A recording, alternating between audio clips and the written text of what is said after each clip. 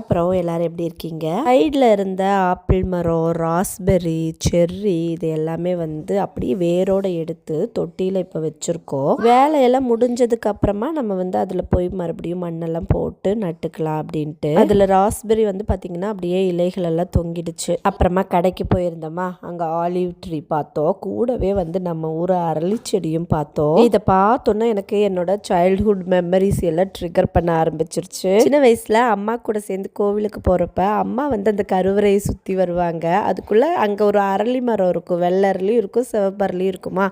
அதில் வந்து பூக்களை எல்லாம் கொஞ்சம் பறித்து வையே அப்படின்னு சொல்லுவாங்க.